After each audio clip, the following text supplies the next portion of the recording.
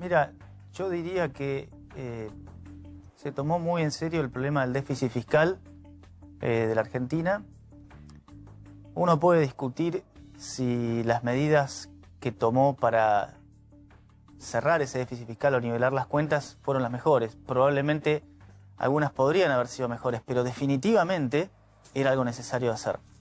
Y algo que también hay que ser sinceros, algo que probablemente Macri no hubiera podido hacer, porque acá lo que hay que decir del peronismo es que es súper verticalista y dicen se vota esto y se vota eso.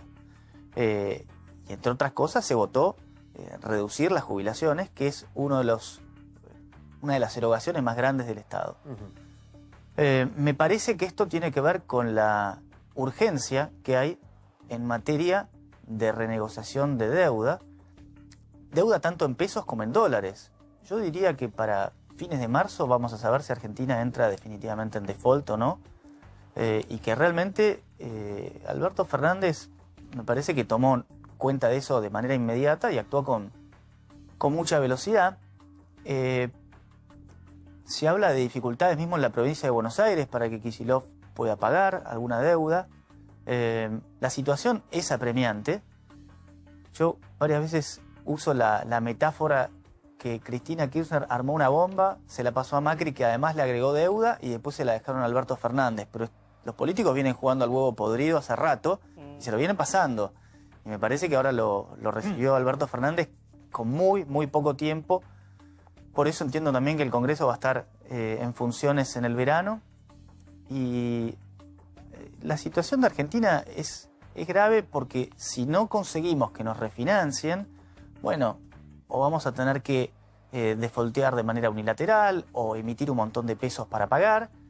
Y eso tiene consecuencias, por ejemplo, en el tipo de cambio. En ese aspecto, da la impresión que esta semana puede haber una definición importante, porque el enviado del Fondo Monetario para el Hemisferio Sur, que estuvo ya en la Argentina, que se llevó de algún modo la devolución que le hizo Alberto Fernández y el ministro Guzmán, se va a reunir con Cristalina Georgieva entre miércoles y jueves, y ahí todo indicaría, le va a decir, esto es lo que el gobierno argentino propone. ¿Cómo ves esa negociación, Miguel? Mira, veo que el Fondo Internacional es condición necesaria, pero no suficiente. No te alcanza con el fondo. Vamos a decir que el fondo te refinancia, te pasa a un programa de facilidades extendidas, pero vos necesitas que los privados te refinancien, los bonistas privados te refinancien la deuda en dólares. Tenés en principio un par de interesados, porque ¿quién es el principal interesado? El mismo que te prestó plata te quiere volver a financiar de alguna forma, porque si no, contablemente tiene que anotar, che, la deuda que yo tengo anotada de Argentina, que vale 100, en realidad la tengo que contabilizar como que vale 70, 50, 40, lo que sea. Entonces, tienen también ellos un interés. ¿Cuánto va a ser ese interés? Bueno, va a depender de la manera que puedan nivelar las cuentas fiscales, pero además, eso es de mínima. No quiere decir que si la Argentina... Déjame un segundo. Para que vos lo continúes. La Argentina, si cierra con el fondo, no digo que sea más fácil con los bonistas privados, pero, digamos, va a ser un escalón importante haber subido en eso. Pero es que no se trata que cierre con el fondo. El fondo lo único que va a hacer es extender los plazos, pero no es que te va a financiar más. Vos necesitas que los privados te vuelvan a refinanciar, ¿entendés? Y que te crean. Y que te crean, con lo cual, bien la palabra que usaste, con la cual nivelar las cuentas fiscales es de mínima, pero vos tenés que poder plantear cómo vas a crecer. Hasta el momento no ha habido ningún planteo de cómo se va a crecer, porque aumentando impuestos no se va a crecer. Entonces vos tenés que hacer algunas cosas, plantear algún tipo de reformas, que Alberto Fernández en campaña algo dijo, quizá pretendo ser con alguna esperanza, pero vos tenés que dar cierto estímulo a las pymes. Sí. Un estímulo que puede dar a las pymes es, por ejemplo, un régimen especial para pymes que tengan hasta 20 empleados, por ejemplo, porque no es lo mismo una pyme que algo como Ford, por ejemplo, ¿Cómo ves una la inversión multinacional. en obra pública? El otro día se anunció una importante inversión en obra pública. El ministro Catopodis hablaron de invertir entre 8 y 9 mil millones en generar 20.000 puestos de trabajo. ¿Eso funciona? Pero lo que pasa, Mauro, es que yo tengo que preguntar de dónde sale la plata, porque típicamente los países que tienen moneda y que pueden generar crédito para estimular la demanda, que es una medida típicamente keynesiana, en algunas circunstancias puede tener un efecto de corto plazo. Pero Argentina no tiene ni de dónde sacar dinero o recursos para hacer ese estímulo, ¿entendés? Entonces no tenés de dónde hacerlo. ¿A quién le vamos a sacar para hacer eso? Sí. ¿Cómo vas a generar el crédito? ¿Entendés? Entonces no tenés esa masa que te permita eso. Por eso creo que la chance más importante que tiene Argentina para generar crecimiento, yo creo que tiene que venir por el lado de la oferta, tiene que venir por el lado de facilitar condiciones a las pymes. Ahora, Miguel, que haya ocupación hotelera además del 80% en distintos puntos turísticos del país, ¿no es sinónimo tal vez de una leve reactivación económica? Es sinónimo que le hiciste súper caro ir al exterior. Le subiste 30% de un plumazo.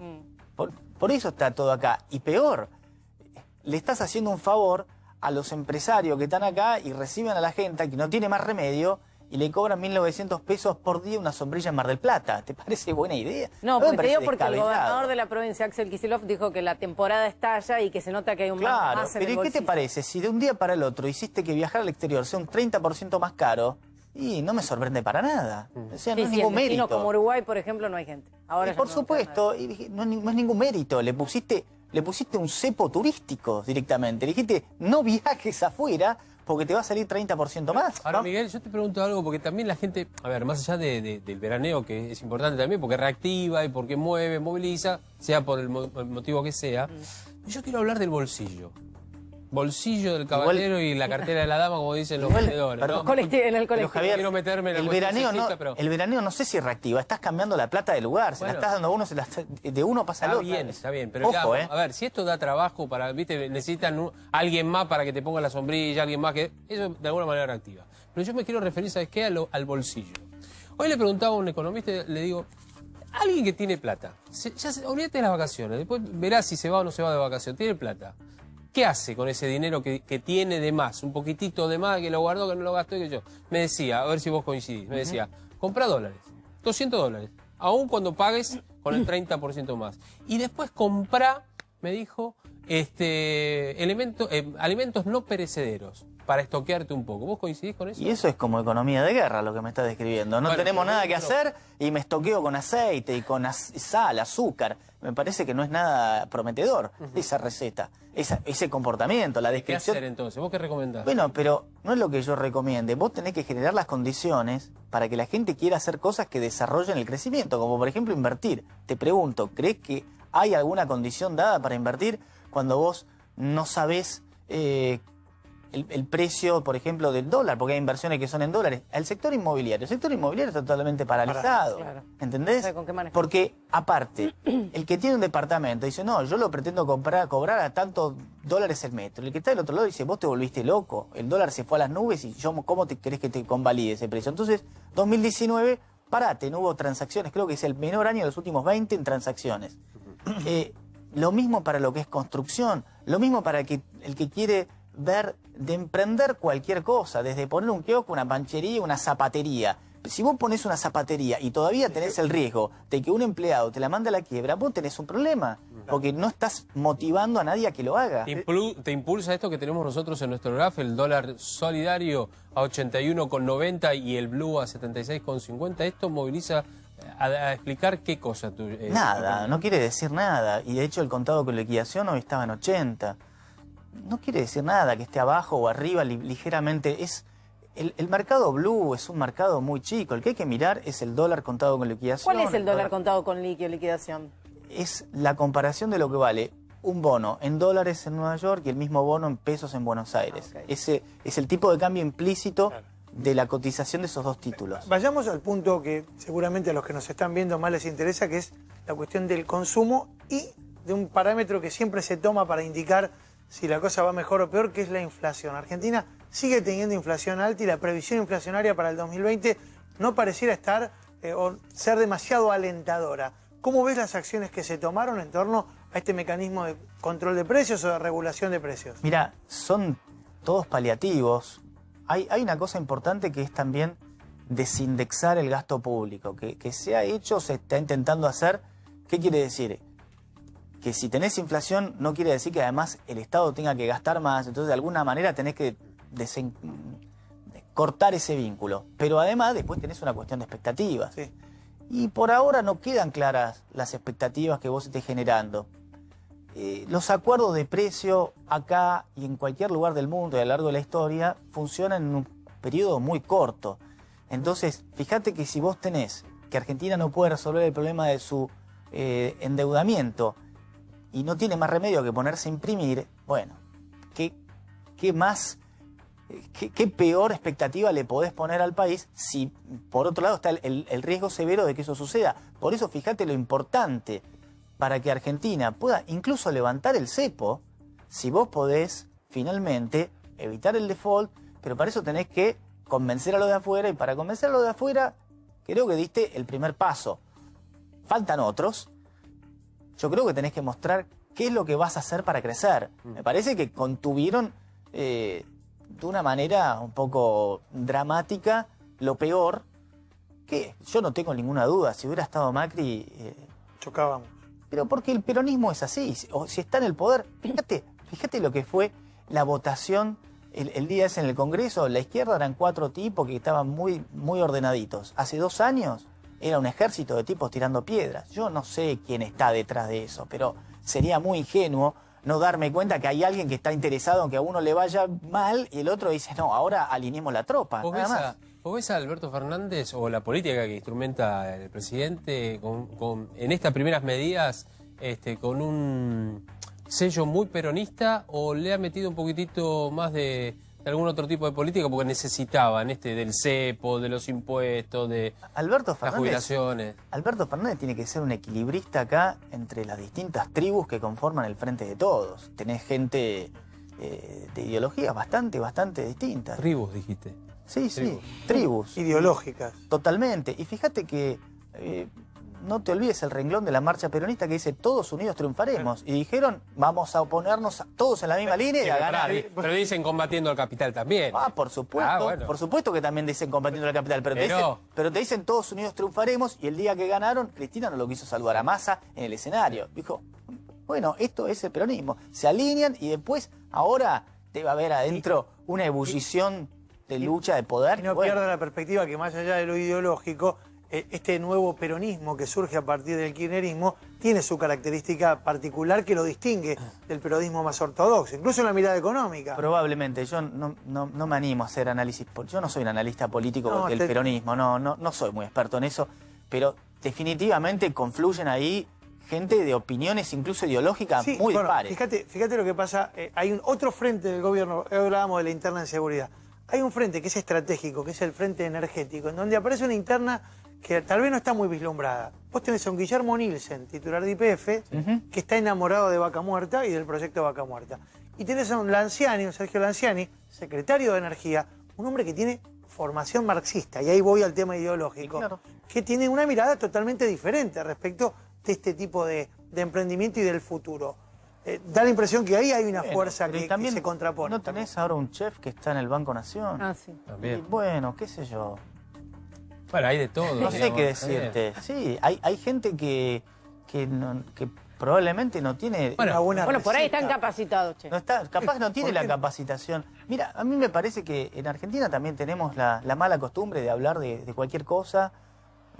Somos todos opinólogos, ¿no? Y me parece que eso hay que tratar de corregirlo. Y hay gente que, bueno, no, ahí ponete, hacé cualquier cosa.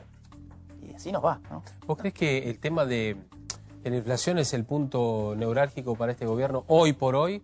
Porque Alberto Fernández puso la vara hasta el 31 de marzo. Dice, no vamos a hablar justamente de la inflación que podemos tener, quiero esperar un poco, quiero más o menos el 31 de marzo saber a ver cómo va a venir ¿Qué esperan? ¿Bajará la inflación? Para mí el tema antes de la inflación es la deuda. Si no Bueno, pueden pero está resolver. bien. Pero ¿qué pasa? Que si no pueden Sí, resolver ya qué va a pasar con la deuda, la inflación te estalla por el Está aire. encadenado, eso lo sé porque él mismo lo aclara también, pero digamos, esperar hasta el 31 de marzo son varios meses, digamos. Y bueno, ¿no? pero él se tiene que dar algo de margen, algo de espacio. ¿Qué va a hacer? Él, me parece, creo yo, que es el tiempo en el cual, más o menos tirando de los piolines, cree que puede mantener un acuerdo. ¿Por qué? Tiene la manija del peronismo. Y la manija del peronismo es fuerte, dura, un tiempo. Después, no sé, viste, en diciembre Baradel estaba feliz que iba a arrancar las clases. Ahora dice que no sabe, o está queriendo, y bueno, es la misma de siempre.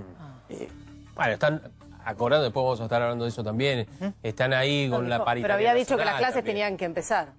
¿Te acordás? Sí, lo dijo en diciembre. Está bien, pero ahora está empezando a negociar. Y bueno, Pero en esa negociación Ya el ministro de Educación a nivel nacional, Nicolás Trota, dijo que la paritaria docente no puede estar por debajo de la inflación. Sí. Con lo cual está poniendo la vara alta en esa negociación. ¿Sabes qué pasa, Mauro? Acá me parece que hay que ver lo que hacen y no lo que dicen, porque todo eso, y si después le sacan la cláusula gatillo, se acabó el cuento.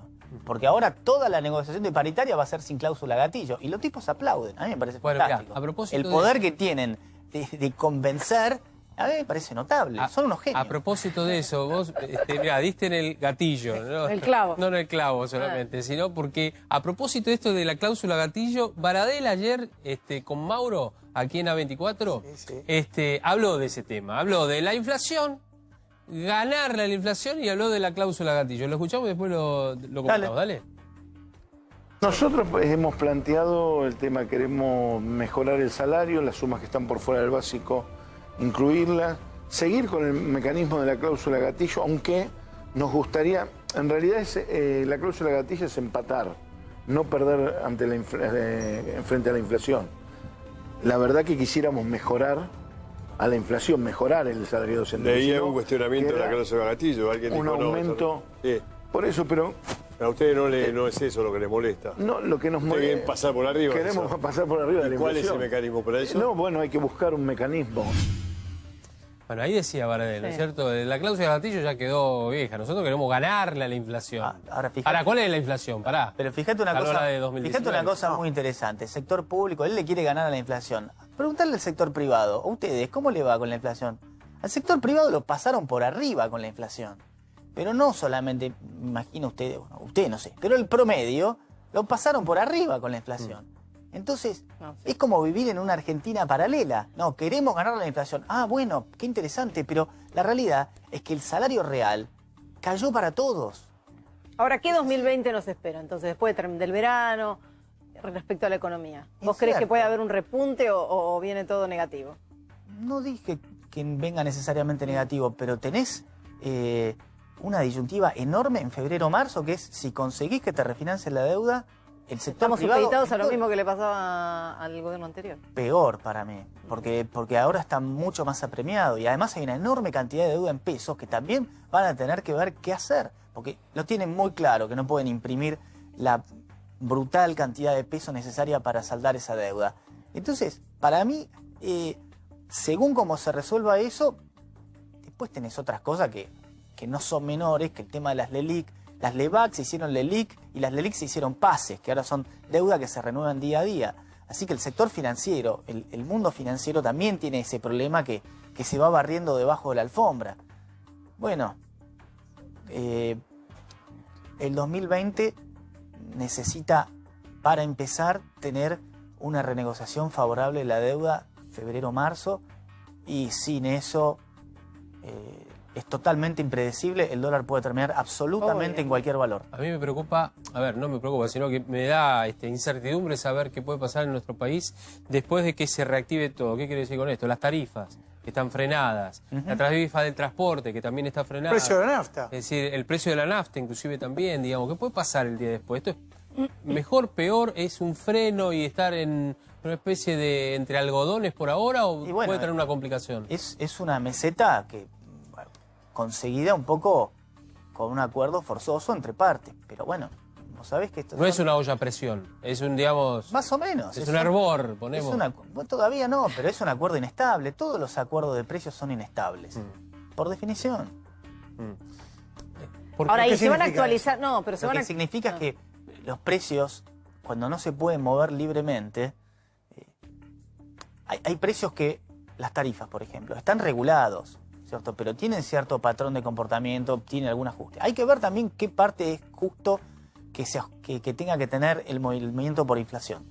Pero vos no podés pretender decir, bueno, estos son los precios, cuidado, no se pueden mover por 30 días y por otro lado te suben los costos, ¿entendés? Los precios en cualquier lugar del mundo no están vigilados, no funcionan con alguien que los está vigilando como si fuera el gran hermano, a ver si subiste o no subiste. No funciona eso. Pero no se van a actualizar trimestralmente. Tienen otro ejercicio también. Pero lo que te quiero decir es, buscame algún lugar del mundo que vos creas que se contiene la inflación a través de vigilar, y no sucede, ¿entendés? Con lo cual, eso hace... Pero decime que otro lugar del mundo tiene 55 de inflación. Sí. Cualquier 20 país. de inflación. Bueno, ¿crees? los países que abusan de la política monetaria y a nosotros nos... ¿Cuánto valía? El 99 era $1 $1, ahora vale la parte que 1 sobre 80. ¿Qué quiere decir? Que nos masacraron. Nos masacraron. Miguel, hiciste un video que describe a los argentinos de una manera pero muy particular. Me encantó. Bueno, me alegro. ¿Qué te inspiró a hacer ese video primero? El video lo hice con Andrés Olivera, que Sí. es socio y amigo con el que hacemos algunas ideas de estas. Por ejemplo, la que hicimos, la del Titanic el año pasado. La idea fue de él, el guión fue mío, porque queríamos transmitir algún tema con la modalidad de un documental que algunos se pusieron un poco... Parecía una fake news, puede ser escandalizado. interpretado. ¿Por qué? Por lo de la BBC. Claro, honestamente vemos, yo si no tuve tan presente todo el revuelo que siempre generan las fake news. La verdad que busca hacer un documental y que al final te demuestra que no es un documental. Lo vemos. Lo Bueno, vemos. claro, pero por lo supuesto. analizamos. Dale, a ver. In previous chapters, we talked about some of the weirdest cultures in the world. However, none of the 194 sovereign nations in planet Earth has had such extravagant public policies as this country called Argentina. Everything is permitted in these lands, and savagery is all around. If you don't like a particular law, you can throw stones at the Congress, occupy the streets, or even use a bazooka. Its economic policies are no less bizarre. Argentina is endowed with one of the most fertile soils in the world. However, for a human being of this nation, it is virtually impossible to make money through food and cash crop production. 1 hectare needs an average investment of $500 to produce. If climate conditions are ideal, the Argentine producer will be able to sell the crop of that hectare for $1,000. Thus, he would have a profit of $500 per hectare. But this is not quite so. The government, the main predator in this country, will charge him 15 different taxes and will deprive him of 90% of his gross profit, leaving him with a net profit of only 5%. As curious as it may seem, for some specimens of Argentina, this is all fair and reasonable. The government is your partner when things go well, because if they go wrong... Oh, I'm sorry. If things go wrong, like in cases of droughts, floods or pests, the government will devour the Argentine producer nonetheless to get his cut. In this way, the Argentine nation gets trapped in a paradox. It needs dollars to pay down its debt, but it discourages and even penalizes the very activities that generate them. For the Argentine Homo sapiens, to earn money is just morally bad. It's a crime that has to be punished. Access to wealth is only allowed for dominant specimens like politicians or union leaders. Then, with the same tears of the tango, they cry for the lack of investments, the devaluation of their currency, and the rise in... Bueno, ahora sí. BBC, usaste lo de la... Me encantó la voz del hombre también, es buenísima. Es un locutor profesional. No, es espectacular. Sí. La Argentina ha tenido durante décadas y décadas una concepción de, digamos, de análisis muy similar. Es decir, no hemos cambiado nunca, a pesar de que han pasado distintos gobiernos, inclusive de distintos colores. Digo, de gobierno, ¿no? Sí. Yo siempre digo, los extranjeros, cuando uno le cuenta lo que pasa en la Argentina, dice... Una vez me dijo un español, que no es periodista, me dice, ¿cómo pueden vivir ustedes así? Cuando ellos tienen un 0,8, 0,9 de inflación más o menos anual, ¿no? Pero sacá por un segundo la inflación, porque mirá cómo empieza el video diciendo que en estas tierras no hay ley. Nos hemos acostumbrado a que los piqueteros son los dueños de la ciudad y pueden avasallar los derechos de los que trabajamos y que les pagamos sus planes. Y eso hoy nos parece común. Nos parece común que hay una ley que no gusta y al Congreso lo llenen de pedradas. Me parece que nos hemos acostumbrado a avasallar constantemente las libertades de los demás. ¿Eso no te parece que es poner una mirada? A ver, yo eso es a 20 años, ¿viste? Reivindico la creatividad que le pusieron, le pusiste vos, le puso tu colega. Me parece que además se cierra demasiado el plano a algo que tiene que ver con un modelo agroexportador que la Argentina viene manteniendo desde el siglo XIX, que le ha dado muchísimos dividendos, pero que también de algún modo no deja de ser el mismo salvavidas y a la vez la misma contradicción permanente. No hay tampoco ninguna propuesta de desarrollar otra cosa. Pero la propuesta, ¿de dónde debería venir? ¿Desde un Estado iluminado que te dice qué es lo que tenés que hacer o de las libertades económicas? Creo que el Estado lo que da es condiciones o debería garantizar condiciones para que eso ocurra. Exactamente, esa es la respuesta. El Estado te tiene que poner las condiciones, pero el Estado no tiene que decir produzca esto, produzca aquello. Si vos ponés las condiciones y las libertades, los mismos agentes económicos, la gente que vive y toma sus decisiones buscando ganar plata, que acá en Argentina pareciera que es un pecado capital querer ganar plata, va haciendo lo que más le conviene. Así funciona la economía de cualquier lugar del mundo. Lo que pasa es que a veces tenemos estas contradicciones y fíjate que también para entender, ¿no?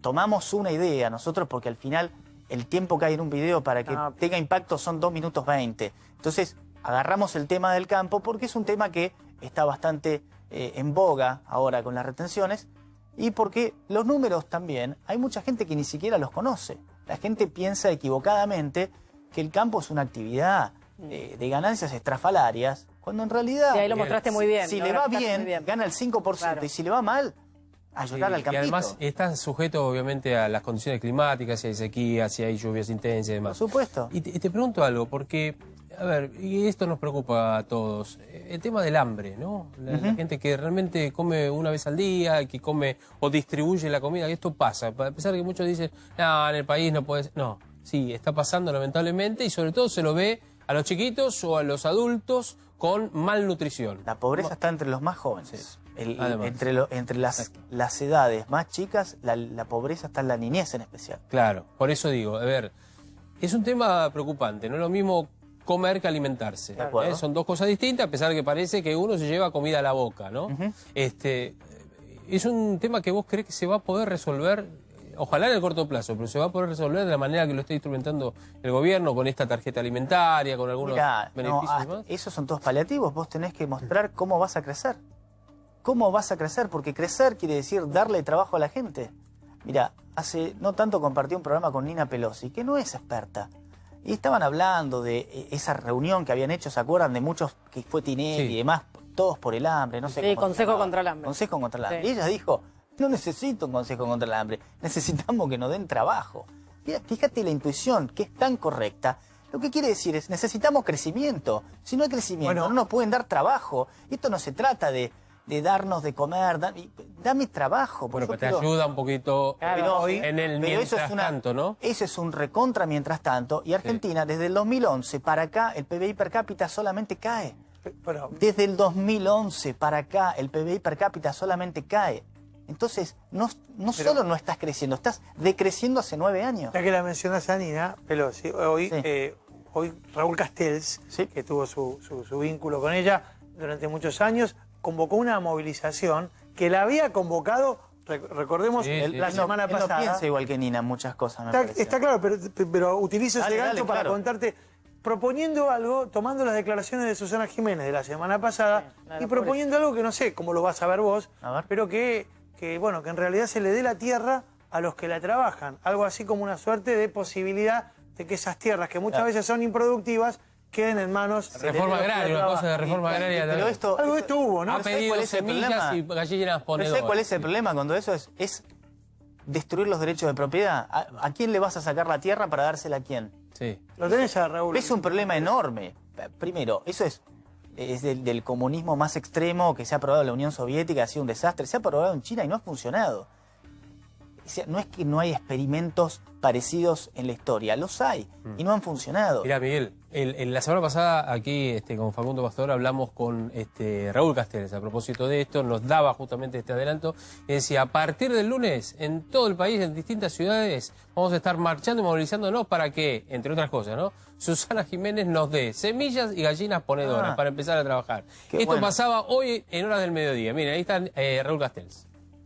Y criar gallinas, el MIC marcha al Ministerio de Agricultura a reclamar semillas, gallinas ponedoras y pollos bebé, en repudio a la tarada de Susana Jiménez, a la prostituta oficial de la Argentina.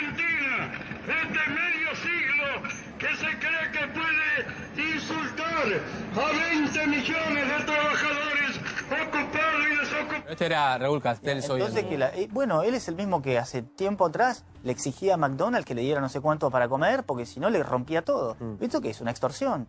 Susana Jiménez, pagame las semillas, pagame porque yo quiero trabajar. ¿Qué es esto? Esto es avasallar los derechos de propiedad. Derecho de propiedad, la propiedad privada. Este señor no reconoce la propiedad privada. Hoy le pide a Susana Jiménez, mañana te va a pedir a vos, pasado a mí. ¿Qué es esto? ¿Entendés? Esto es antipropiedad privada. Bueno, si ustedes creen que un país puede crecer sacando la propiedad privada, yo estoy en desacuerdo. La gente me pide tu video, ¿dónde lo consigue? ¿En tu cuenta de Twitter lo pueden Mi bajar? cuenta de Twitter... Sí, de verdad, me están escribiendo para eso. Mi cuenta de Twitter lo pueden conseguir y después se fijan ahí por internet que se puede bajar el video. Y un peso, además agregado, no. Y semillas. No, por suscripción, no. Gallinas. Gallinas ponedoras. Y sin gallo. Bueno, ya que me invitás, se pueden suscribir a Carta Financiera. Bueno, entran a Carta Financiera y se pueden Ahí suscribir. está, muy Ahí bien. está. Bueno, Miguel, gracias. Valió la pena la nota, entonces. Por supuesto. Gracias por haber venido, Miguel. Bueno, por favor. Gracias en serio esta charla, también.